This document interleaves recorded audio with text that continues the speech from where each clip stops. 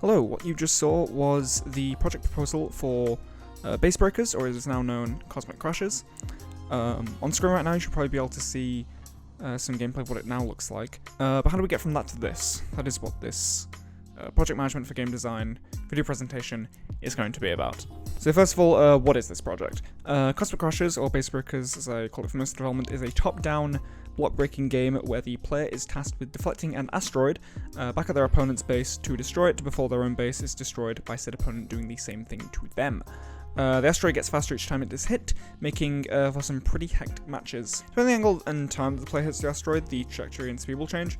So say you hit it with your paddle, or the ball hits either the player or the opponent's blocks, or it hits just the wall, it will speed up, which obviously can make things get, as I said before, quite hectic as it goes on, as it will kind of just bounce off.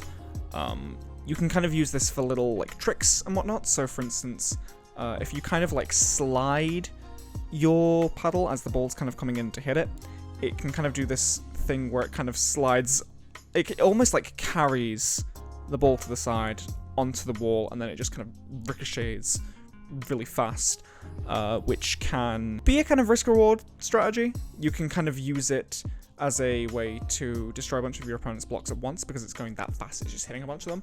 But if your opponent is fast enough to deflect it back at you, or you maybe miss it, it will instead go right towards yours and destroy a bunch of them at once. So it's an interesting little thing you can do that's kind of naturally come from that mechanic of the ball getting faster each time it gets hit. The game has the player go up against a series of 4 different opponents that all fit into the space setting that the game has. You control a little green alien, which you can see on the screen there, or in the gameplay that's probably being shown, on the left, and then you have your opponent on the right. So for the first stage you have like a little red alien, but then you have, as the stages go on, you then have like a little space marine, bounty hunter type, you have a kind of android looking alien, and then you have a giant floating head alien as well as the kind of final boss of the game. So scope. From the get-go, I knew that I wanted to give myself a pretty small scope for this project, as I've had projects like this before when I was at college, and from those I knew very much that things can get out of hand very quickly when you overestimate, what can you do in that given time. So right from the beginning, the kind of thing that I knew I wanted to do was make a game that still felt complete while still being very short. I didn't want it to kind of feel almost incomplete, or like the scaffolding was still kind of there. I didn't want it to feel almost like a demo, or like a still work in progress type of thing. I want it to feel like when it's done, it's like, yeah, this is a full game, but it's just really short. Which was kind of what I did on previous projects. You can see I've got Moto Motel and Psycho Circus. These were games I did as projects back when I was in college, for end-of-year projects. And in the case of both of them, it was the same kind of deal. So yeah, that's kind of what I wanted to do for this project as well. Have it feel complete while still being very small scale, and something that I could reasonably do within the amount of time I was given. Because, as well, not only was it a case of I already have to make this game, it's also, this is the first time I'm making a project in Unreal Engine without like a framework to go off of. In terms of why I did a game specifically, I should probably talk about that as well. It's just because that's what I like doing. Making games is my passion on this, not necessarily making assets or, I don't know, anything else. Like, designing games and having this kind of feeling of, making something is very much what I like about this. I like having that kind of end product, and that's kind of why I chose to do this. So originally this was a very different project. So originally the way that I tend to tackle the scope issue, what I originally intended was the idea of creating a series of mini-games. The player will kind of flow from one to the other, with the idea of like challenging them on their reaction time. A lot of inspiration was taken from games like WarioWare or the Rhythm Heaven series, which are games that have you kind of complete a series of mini-games in very quick succession. So you do one, it's like, okay, you've done this, now move on to the next one. I wanted to do something like that. I also thought it could have been a good way to test myself by making multiple different kinds of mini-games. It could give me a lot of experience in making different sorts of stuff.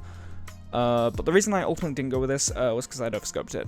So when I started out, I just started with making a basic deflect the ball minigame, very reminiscent of like Pong, right? But what ended up happening was I realized that, oh right, making even a small minigame takes time and takes a while to do. And so I kind of realized that, okay, this isn't going to work, because one of two things would happen. One, either I'd have a bunch of minigames that would feel very rushed and incomplete and unpolished, or I would have just one, maybe two very polished ones. And at that point, it's like, what's the point of it? You're just kind of going between the two. There's also concerns with, like, say, UI. If different minigames had different controls, then I'd have to communicate that to the player on a very quick way. And I was like, oh, I'll just do that through some little UI, just being like, press the W key. But the problem there is that I didn't know how to do UI yet. So I would have to, like, look into that. And I kind of realized that maybe this would be a bit much for me to do on my first time making a project in Unreal Engine without any kind of framework to work off of. So I kind of said, alright, this isn't going to work. And at this point as well, I'd already written the literature review, I'd researched for it, I'd made even like a music track for the game. So there was already a decent bit of work into it, and I was kind of in this issue of figuring out, okay, I've planned out and started on this project that is not going to work, what do I do? So what did I do? By the time I'd realized that I'd overscoped, thankfully my ACD break had begun, which meant that I had about 2 weeks to figure out what I was going to do. So since I'd already worked on that Pong clone minigame, I thought that it would be most resourceful to make some kind of game around the mechanics I'd already made for that. So I looked at similar games like Breakout and Arkanoid for inspiration, and having played a bit of Breakout in the past, I remembered how the sort of joy that I got from that when playing it for a bit as a kid was kind of how the ball would ricochet off the blocks, and kind of focusing on that as a sort of fun factor, if you will. I tried thinking of ways to make a game that could build on that joy. So eventually I settled on the idea of basically doing Breakout but competitive, or Breakout plus Pong, where, you know, as you've seen in the final game, you both have your own walls that can be destroyed, and you're both trying to deflect the ball of each other, and whoever loses all theirs first loses. The way that the ball could kind of ricochet off of both walls and kind of shoot it back at both of them and kind of be this frantic kind of game, I thought could play into that kind of sort of fun factor as I talked about before. So from there I rewrote the literature review. Again, the game a space setting, and I had the idea of more opponents being represented by characters to give the game more personality, which is inspired by Puzzle Fighter, as I've been playing a lot of that recently. Thankfully, a lot of the research questions that I would need to, you know, research off of still worked for this, so I wasn't having to, like, redo everything. Like, some bits I had to redo and some bits could just kind of be tweaked, but overall it was, you know, definitely helped. Again, resourcefulness. I didn't have to go back and do as much work. And then from there I wrote the project proposal, which you saw earlier, which took heavy inspiration from the project proposal for the DS game Meteos. I found that online, and I loved the style of it. I thought that communicated things really well, so I did that, essentially. And while I didn't intend on keeping the visual style that was used in the project proposal, when showing it to friends to just kind of say, hey, does this make sense to you? They tell me that they like the visuals, but actually ask, like, hey, is the game itself gonna look like this? Which made me go, okay, you know, this kind of looks alright, I'll make the actual game look like that. Which, in retrospect, great decision, because that ended up saving me so much time on stuff that would have had to go in, like, texturing and whatnot, and making unique assets. So it allowed me to kind of say, alright, I'll make it simple and I can focus more on the actual game design side of things. Overall, this was definitely the most difficult and stressful part of the project, you know, having to go back and say, right, I've started on a project that I can't use now, what do we do with this? But I think overall I handled it quite well, and what I ended up with is something that I think is honestly probably better than what would have come from that had I stick with it. Assets and music. So thanks to the game's simple visual style, the only original assets that I really need to make were just the characters and the music. I originally planned on having these characters be 3D models instead, but after realizing that I'm not great at modeling characters, and remembering that I actually have a decent amount of experience in doing 2D sprites from my previous projects back in college, I decided to make them 2D sprites instead, which ended up fitting a lot better aesthetically than I think the models would have, which is kind of interesting, because looking at that, I would definitely say that whenever I hit a roadblock like this, weirdly the solution I come up with as a result would end up, I would honestly say, better than what was originally intended, which is probably one of the things I learned from this project a lot, realizing that whenever I messed up in some way and had to think of a way around having messed up, the stuff I would end up making would just be better. Limitation inspires creativity and all that. As for the music, I already had experience making soundtracks for the games I previously worked on, so this process was pretty simple. The only issue I came across was learning that they all had to be WAV files, and realizing that I'd lost the save data for the title theme, which is why there is no title theme in the actual game. Feedback. During development, there were 3 instances where I tried to get feedback from peers. So there was one time where I shared the project proposal to some friends to ask if it was clear what the game was, like if that demonstrated, you watch that and you can clearly say, okay, this is what the game is, this is how it plays, this is the idea. You can see on the slides I've just got the messages I got back, which, yeah, they seem to get how it worked generally and liked the look of it, so that's always good. I had some friends play the game in an earlier state when there was like 1 level to basically just get their thoughts on how the speed was and see how long it took them to beat a level, because if you think it can get a bit frantic now, looking at the final results, it could get way faster, way quicker earlier on.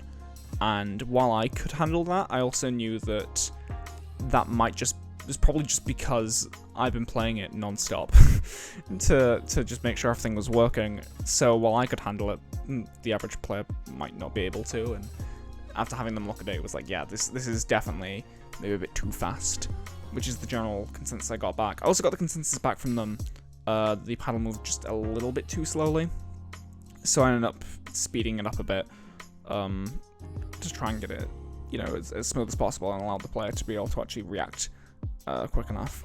And I also got feedback on a near-finished version of the game, which I sent a packaged version to a friend, and I had them play through it and I watched over them while they played it to kind of take notes, and afterwards I asked them some questions.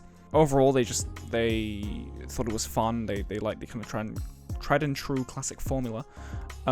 They felt the controls felt right. They talked about how they didn't really have to think about it. It kind of just worked, which they also talked about that same kind of thing for the sound. I asked them if the sound effects were a bit too, loud or obnoxious or whatever, and they said they didn't notice them with the controls. They just kind of yeah, that's just there. Like the music well enough so they won't listen to outside the game, but they said, yeah, it fits the game itself well enough. The main criticism was the fact that the game itself was kind of too small relative to the aliens.